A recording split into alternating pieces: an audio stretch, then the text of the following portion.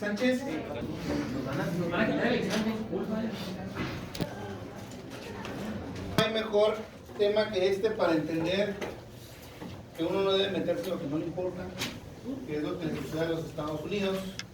Por andar metiéndose en asuntos ajenos a ellos, terminaron ahí con pérdida humana, pérdida de prestigio, división de opinión pública, entre otras cosas. Vamos entonces con el tema de Vietnam. ¿Dónde empieza? ¿Cuál es la raíz? Ya se las puse ahí. Sí. Que es como independizar de Francia, ¿no? Desarrollamos el... Quería tener como su propio gobierno, quería tener su propio poder. Y fue cuando pasó lo de Indochina, ¿no? Sí. La mayoría comunista, pero pues ya tienen que cambiar ese pensamiento de los capitalistas porque eso le conviene a Estados Unidos. Vietnam se independizó totalmente cuando finalizó la Segunda Guerra Mundial y pues como a Francia no le gustaba, Vietnam atacó pues, a Francia y terminó. ¿Hay más? Sí, sorry. Se inicia la resistencia armada en Vietnam del Sur, auspiciada por Germania del Norte, conduciendo a una guerra civil. Ok. Vamos entonces por partes. Después de la Segunda Guerra Mundial, es cierto que las grandes potencias terminaron debilitadas. Hablando de Inglaterra y de Francia. Francia sabemos cómo le fue la Segunda Guerra Mundial. Y mantener colonias era muy costoso. Entonces, esta situación fue aprovechada por esta región que era llamada Indochina, que comprende 3 países, que es Laos, Vietnam y Camboya. Ellos van a aprovechar esta situación para comenzar a pelear por su independencia. Francia no va a enviar ningún tipo de refuerzo a los que están ocupando Indochina. Básicamente los dejan solos y si quieren retener ese punto de poder, lo tienen que defender con sus propios medios. Si fracasan, ellos están por su cuenta y hasta ahí. Por eso va a ser aprovechado por principalmente el país llamado Vietnam. Su líder, Ho Chi Minh, instaura una guerra de guerrillas con la intención pues de independizar toda esta zona y tener un estado propio, ¿sí? El cual sería llamado el ejército del Viet Minh.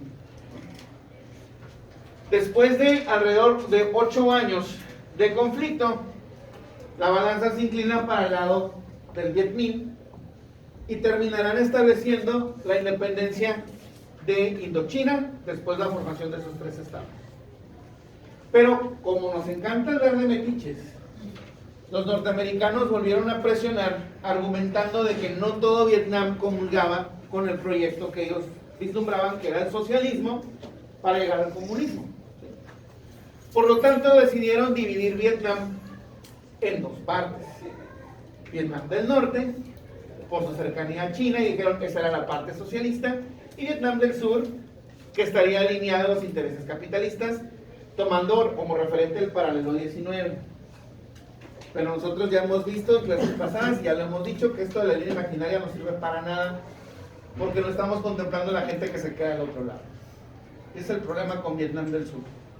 Le van a poner un gobierno y se supone que van a hacer elecciones después entre las 2 partes, ¿no? Vietnam del Norte y Vietnam del Sur, para unificarlas bajo un mismo sistema.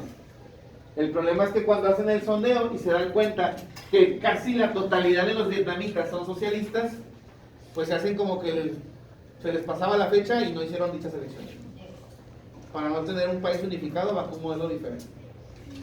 Entonces vamos a tener en Vietnam del Sur, avalado por los Estados Unidos, el gobierno de Diem. A ver, corrígame, ayúdame con el nombre porque ahí se me... Ese. Ngo Dinh Diem. Ngo Dinh Diem. ¿Cómo es esa administración? ¿Cómo le va a Vietnam del Sur con Ngo Dinh Diem? Sí. pues le va mal porque como que la gente empieza a creer que se está alineando como mucho con Estados Unidos y como la mayoría, bueno, querían, como que veían al norte más estable o más, que los apoyaba más. Ellos también querían ese apoyo, pero como que él no se los estaba dando y creyeron que se estaba alineando más con Estados Unidos. Muy bien, esa es la llave, ¿verdad? Según yo, el norte tenía más riquezas y más sobre todo más ganadería, más agricultura, estaba más avanzado que el sur. Empezó con un gobierno enérgico, pero rápidamente fue perdiendo popularidad, además de que él provenía de una familia adinerada de católicos romanos. ¿Por qué su religión tiene relevancia en esa administración? Ahorita que lo mencionó Antonio. Sí. Porque pues, la mayoría de los vietnamitas son, creo que, no sé si budistas.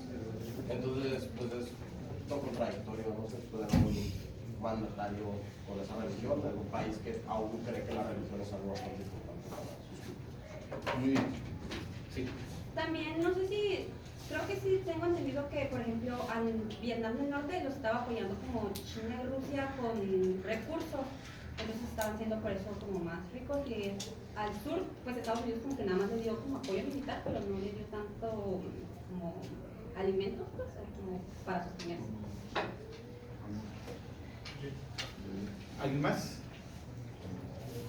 Tenemos entonces un gobierno que es represor, que no logra resolver los problemas o las demandas de la población. Y una de las cosas que va a empujar a que el pueblo no se sienta identificado con él es precisamente cuando mete la religión en la política.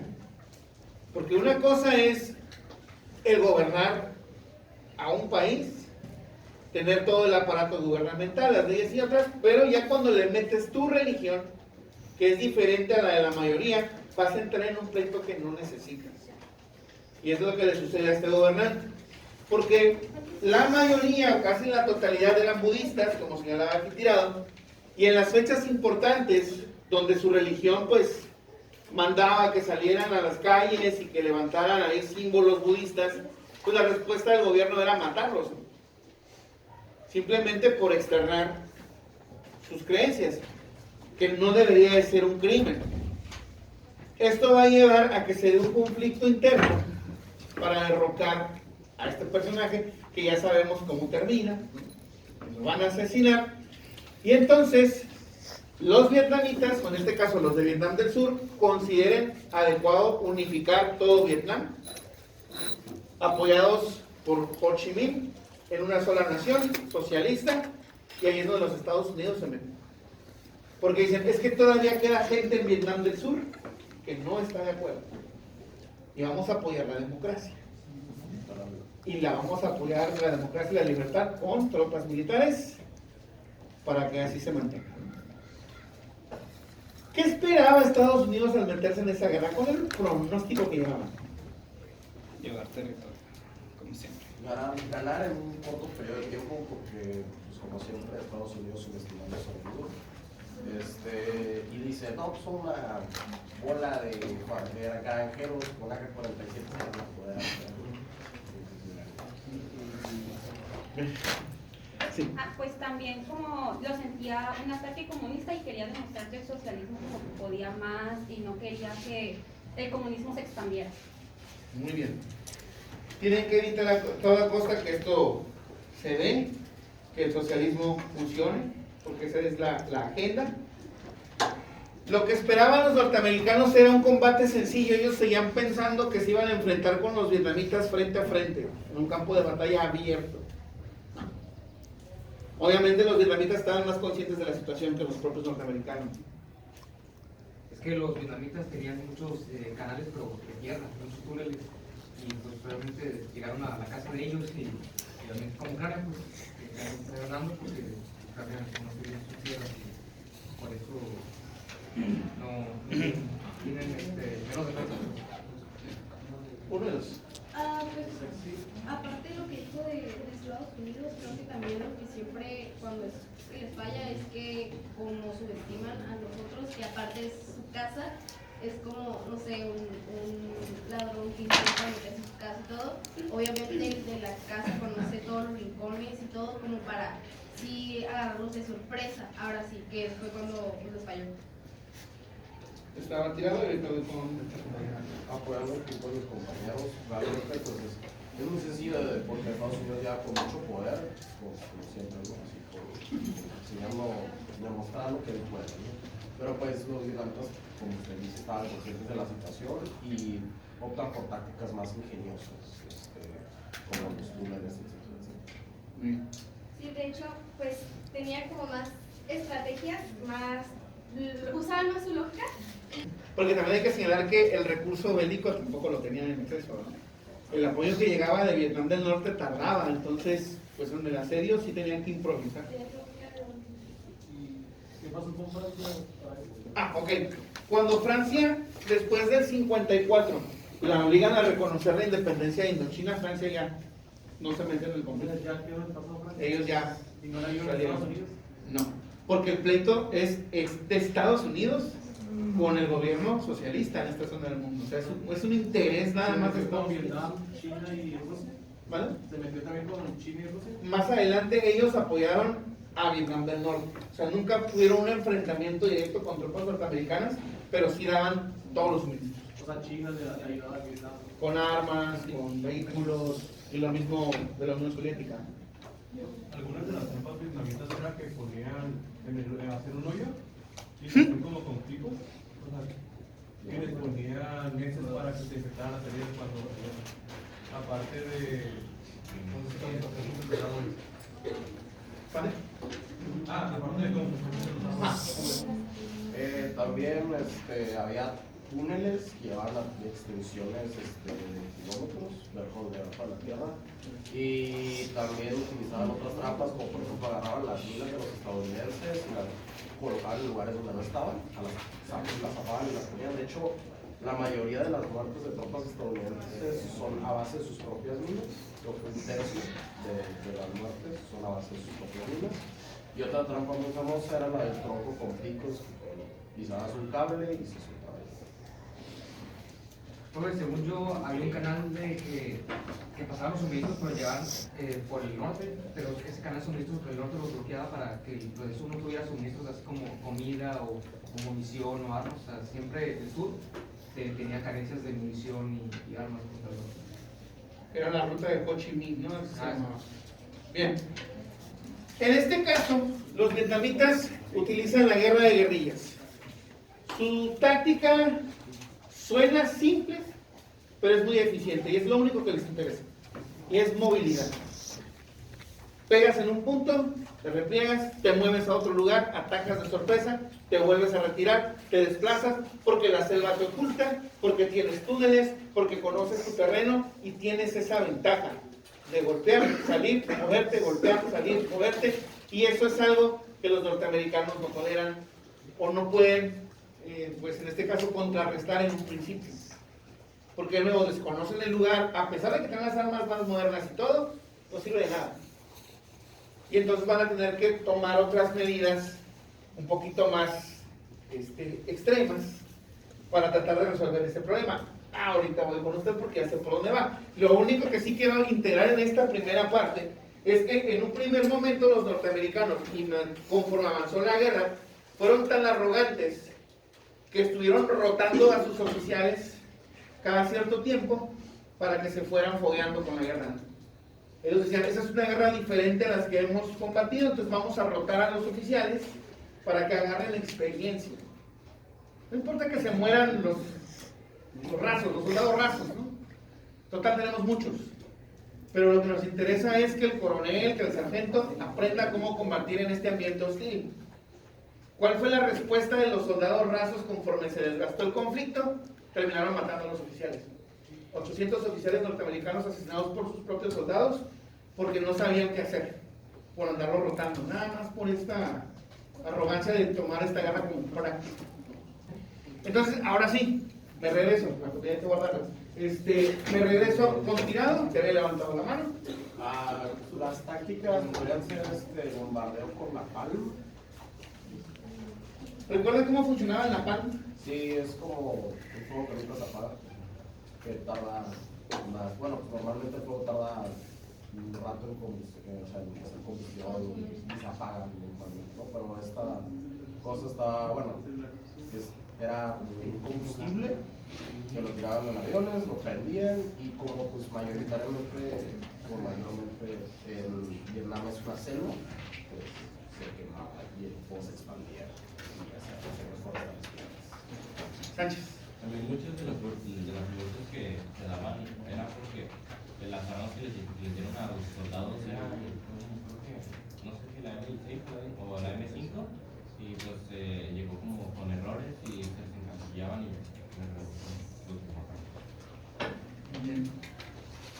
Solís. Estados Unidos coordinó un plan para internar a la guerra con el incidente del Golfo de Tonkin mediante un falso ataque a sus fuerzas navales. Bueno, eso en el principio, para que les permitieran mover las tropas a Vietnam, fingieron que los habían atacado. Pero esa es una clásica de Estados Unidos. Sí. Hombre, y según yo tengo entendido que esa guerra fue cuando reclutaron a mucha gente de raza negra y latinos sobre todo, y por eso mucha gente se quejaba de esa guerra, porque la verdad nada más enviaban que los mataron. O sea, los soldados rasos que eran la mayoría negros y hispanos. Y también surgió la llamada organización de panteras negras, según yo, que eran comunistas, pero no crean que esa guerra porque mataban a muchos negros. Sí hay grupos que se oponen por distintos motivos, porque si surgen varios. Lo que vamos a empezar a ver es que conforme la guerra va avanzando y se desgasta, los norteamericanos no están ganando nada. Solo siguen mandando y siguen reclutando y luego mandan estas cartas para que presten servicio a los hogares. Sí, es el draft, ¿no? Que es la primera vez que se implementó para el Estados Unidos, que era de agarrar gente que no quería ir a la guerra, pero tenía como, vamos a hacer un servicio. Pues, y cumplía con el requisito. Sí, y si no es traición a la nación y te arrestaban, te mandaban a la nación. Que básicamente era leva. Profe, Muhammad Ali fue cuando nos reclutaron a esa o a la Segunda Guerra Mundial. ¿Quién? Muhammad Ali. Ya. Como en el caso del mundo del deporte.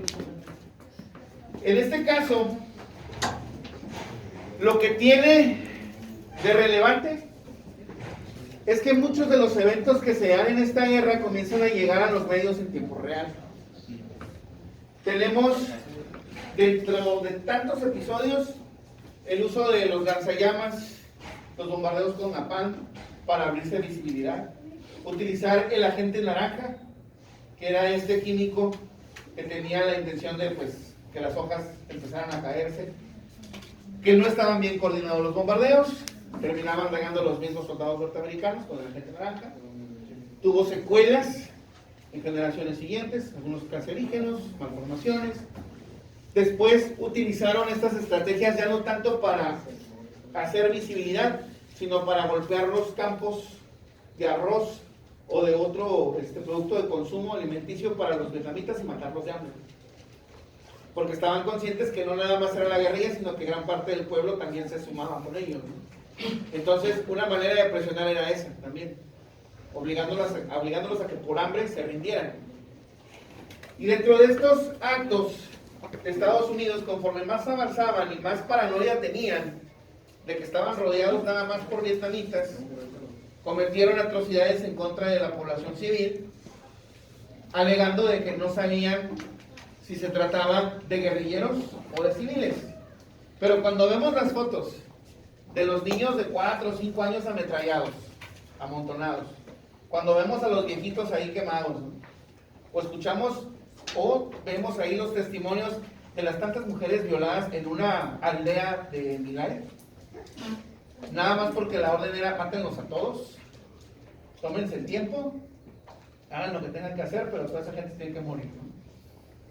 Y las fotos llegan a Estados Unidos, la gente todavía se rehúsa a creer que no está teniendo sentido la guerra.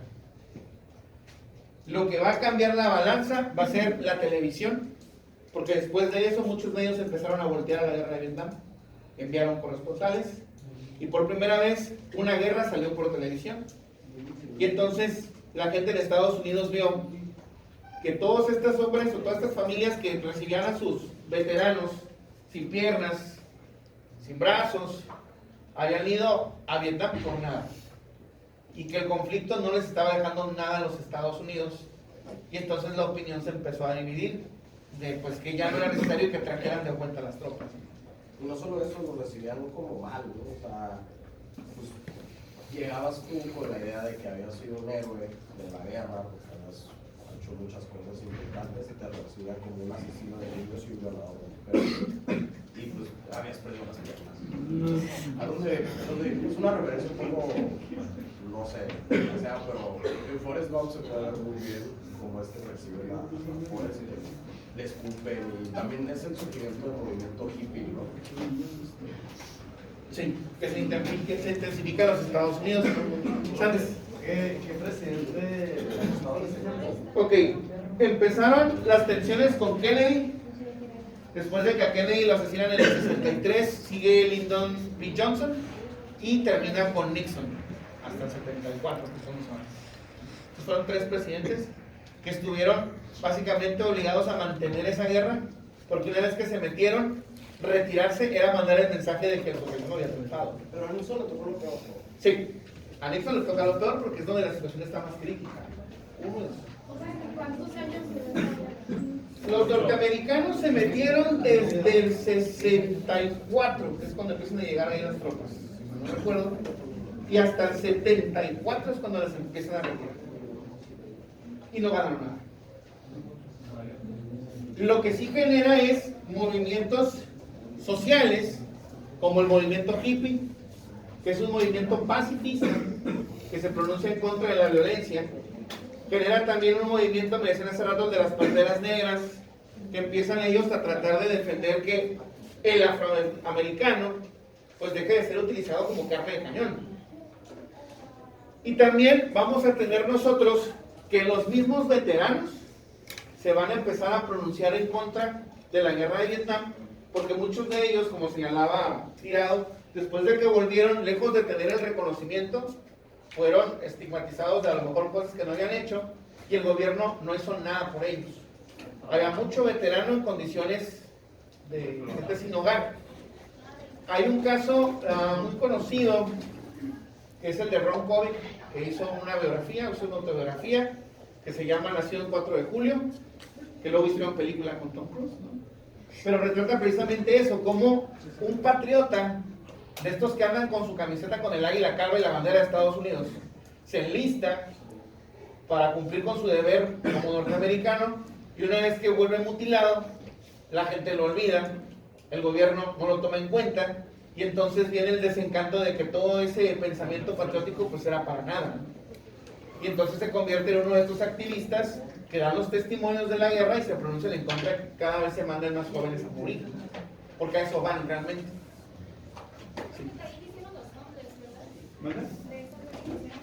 Bueno, ya tenían personas en situación de calle por el estilo de vida norteamericano, pero lo que estamos viendo es que ahora pues el veterano es el que ya ha sido alcanzado por esta situación, ¿no? Si lo vemos en esa realidad, ¿no?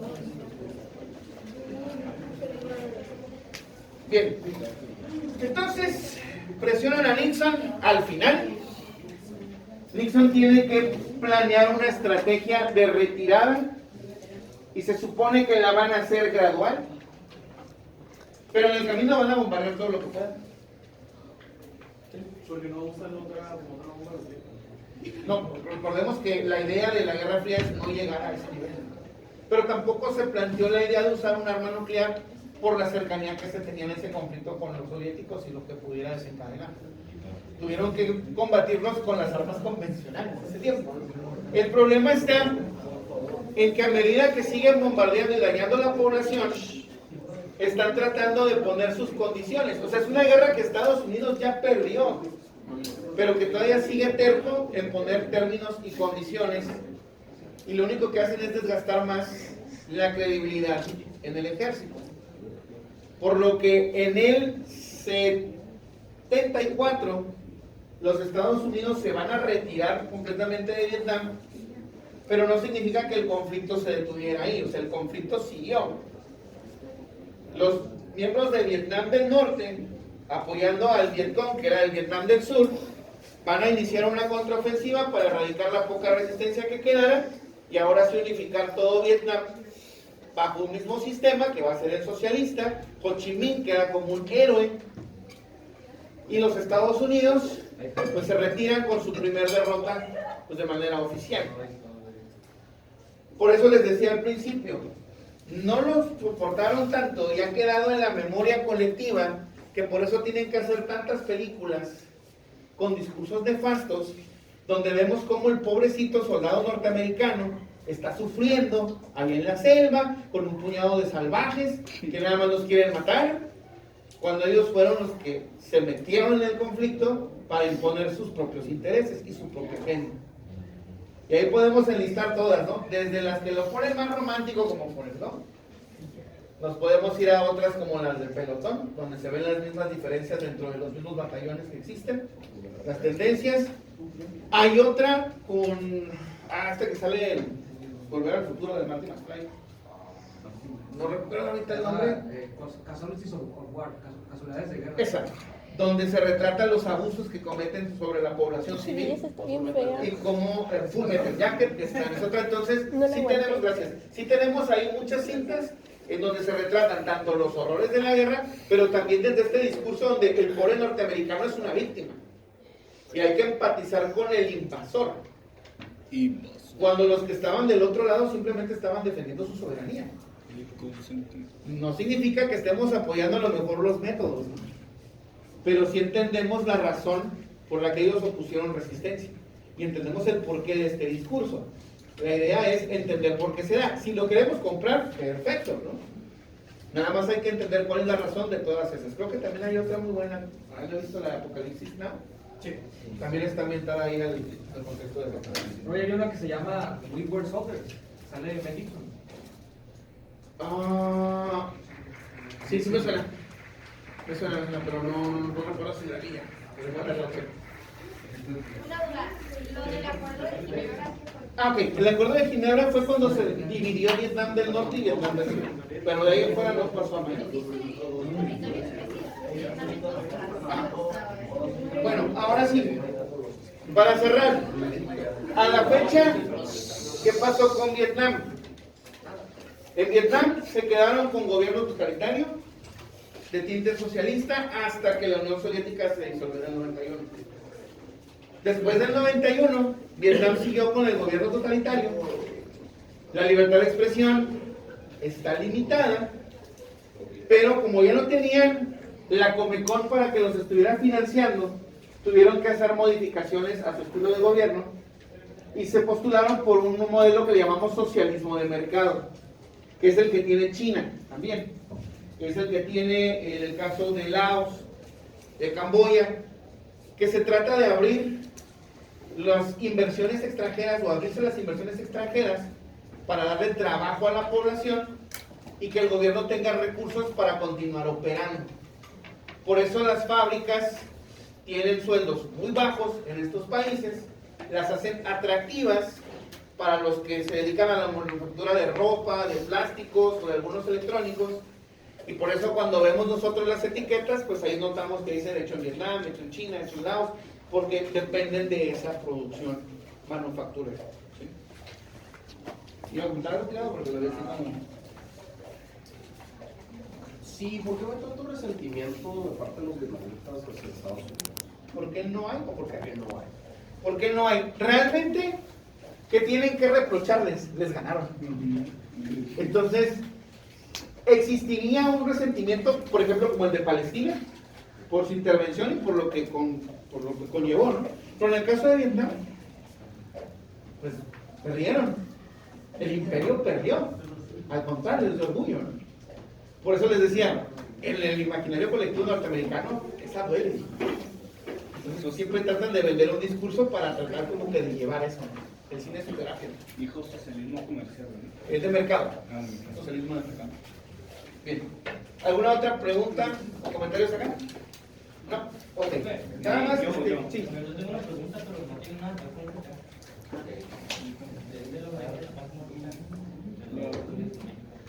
es cierto que es muy parecido a lo que pasó en ese momento con Irak. ¿Se refiere por lo de los cárteles y el terrorismo? Sí, que según acaban de, ahí en Estados Unidos acaban de catalogar el fentanilo como un arma biológica y por eso están tomando como excusa de que como es un arma, el México la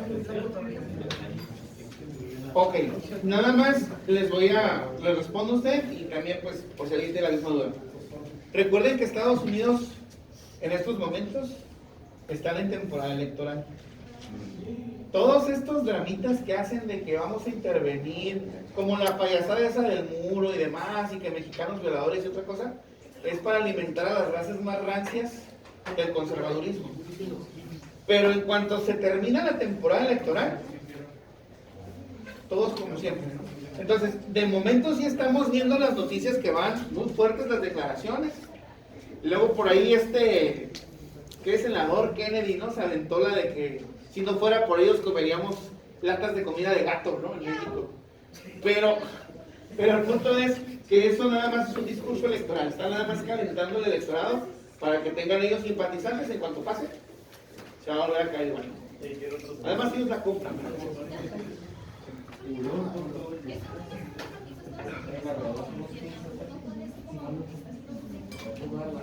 En el caso de Rusia y Ucrania es diferente porque la intervención rusa la están llevando a cabo porque si Ucrania entra a la OTAN, significaría que tendrían que armar Ucrania y por la proximidad con Rusia sí complicaría las tensiones porque entonces Rusia quedaría en una posición donde sería más propensa al chantaje. Porque si tienes ahí las bases en tu territorio inmediato, para que te defiendas vas a tener un tiempo menor de reacción. Y no le conviene, por eso está en esta posición de no permitir que eso se dé. De sus razones tendrá también, pero pues ya ahí depende todas las perspectivas para entenderlo. Pero no sabes que la guerra de Afganistán, que Estados Unidos se metió por 20 años y no hizo nada. Bueno, en este caso. Sí, la comparan con la guerra de Afganistán. ¿Similar o no? Similar, solo que en el caso de Afganistán, a ver, ya la bolsa esa, al menos disimulen la tantito, ¿no? Que no suene. Bueno, decimos, en el caso de Afganistán, si bien nunca estuvieron las armas famosas, estas químicas y biológicas y demás, solo entraron a desestabilizar el gobierno que había y tratar de dejar uno más dócil hacia ellos. No lo ven como una derrota porque pues no la tuvieron, ¿no? Que estuvieron ahí estacionados tantos años, para nada, pues sí es una cuestión desde la opinión pública, como que no sirvió de nada, pero no es una derrota. Entonces, esa es la diferencia. Más que un empate, es una victoria pírrica. O sea, sí pusieron sus condiciones, pero pues al final de cuentas no sirvió de nada, no afectó. Bien, ¿alguna otra pregunta? ¿Comentario? Yo. Sí. ¿Usted cree que si Francia no hubiera exigido su territorio que fue ocupado por los japoneses, Estados Unidos nunca hubiera entrado en eso? ¿Si Francia hubiera reforzado? No, si Francia hubiera dicho, ¿sabes qué? Mi territorio ya se perdió, vamos a llegar mejor a un acuerdo en lugar de pelear por él. ¿Usted cree que Estados Unidos no hubiera...? Ok, es que eso fue lo que sucedió. Francia lo reconoció. El problema es que en los Estados Unidos se meten cuando se dan cuenta que Vietnam quiere unificarse bajo un gobierno socialista. O sea, nomás es capricho. Y eso les costó bastante. Ya me dijo que nadie ayudó a Estados Unidos, o sea, solitos ellos, y no hizo nada la ONU. ¿Dónde están los intereses de la ONU? En Estados Unidos. Y en México no ayudó tampoco nada. No, es que ese fue un conflicto meramente norteamericano. Pero si agarraron gente de México para ayudarse a la México hubiera hecho si hablamos de los que estaban viviendo en Estados Unidos y que querían facilitar su ciudadanía, sí, porque eso es un atractivo. Acuérdense que a partir de ahí el ejército empieza a dar muchos beneficios para que la gente vaya y se enliste, porque ya no lo hacían voluntariamente. Pero no es así como que nosotros mandamos de aquí para... Bien, entonces lo dejamos hasta ahí. Les mando la lectura para que ustedes la hagan y nos vemos el lunes.